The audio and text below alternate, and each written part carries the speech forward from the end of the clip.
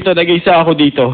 Naku, parehas naman tayo eh. Wala, nag-iisa lang ako. Eh, taga dito ka naman eh, so may family ka dito. Ako wala. Ay, hindi. Hindi ako taga rito. Ibang planeta. Okay! Eto, sikat na sikat mga pamilya. Alam niyo ba, nung unang lumabas to dito na Pukyaw, napaka-stand SRO ang show niya sa Metro Bar. Ganun katindi, tama ba yan? Apa, nagpapasalamat ako sa Wawawi. Wow, talaga. Ano Ayan. ba ngayon? Hindi ka Pukyaw. Ano ka ngayon? Aspu. Aspo na may nararamdaman pa rin. Ano nararamdaman mo? Ano nararamdaman mo? Tao ka pala, tao. Oo, na masaya pala. Ito, maganda. Alam niyo, hindi niyo napapansin. Si Puho, may dinadala to eh.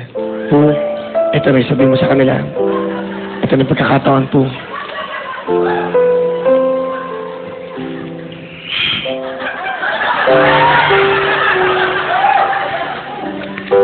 Dapat nga maging masaya ako. Alam mo yon kasi yung kinuwento ko sa inyong yung sa boyfriend ko.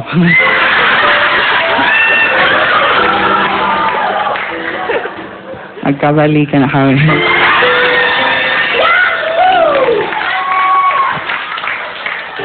Naging ano siya?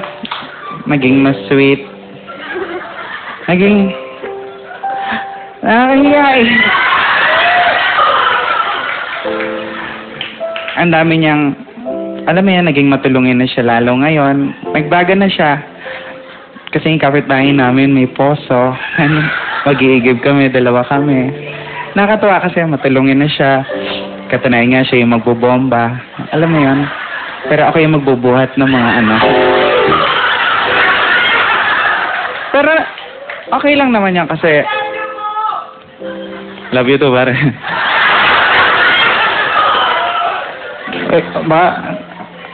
Masaya kasi kung noon pork chop, ketchup yung kinakain ko. Ngayon masaya na kasi beef steak na siya. Barbecue stick nga lang sa akin. Sabi niya maganda raw yan, may pagkain ka na may toothpick ka pa. Mahirap lang kasi puro sa lubsob ang nararamdaman ko. Pero parang nagdadalawang isip pa rin ako na tuluyan ko dahil kagaya nga nung sinasabi ng mga kasamahan ko, mga alam mo na yan, mga katrabaho ko na magnanakaw nga siya. Kasi yung una inisip ko na yung ref na misplaced lang, pero hindi eh.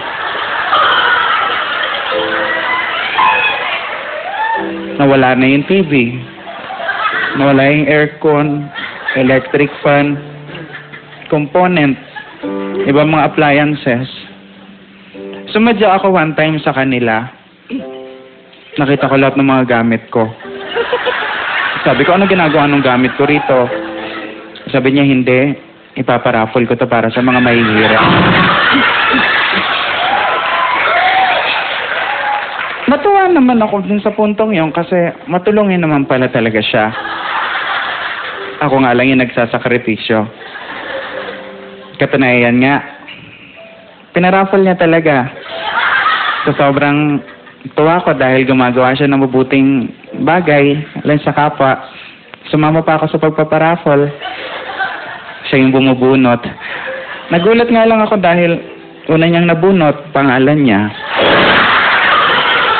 Pangalawa, pangalan pa rin niya. Pangatlo, pangalan pa rin niya. Alam mo, parang jackpot nga eh, nakuha niya lahat.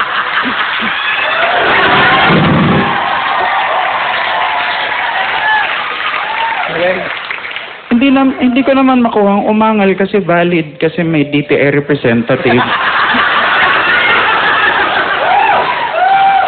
At yun yung nanay niya. Kaya sabi ko, naghiwalay na tayo. Ulit. Hindi ko na kaya ang mga ginagawa mo sa akin. Sabi niya okay lang kasi ready na raw siya. Kasi kahit iwalayan ko siya, may trabaho na siyang nakita. May nakita na siya. Isang salon. Kaya pala iba yung naramdaman ko. Baklala rin ang loko. Ladies and gentlemen, Ibang klase to. You're the man.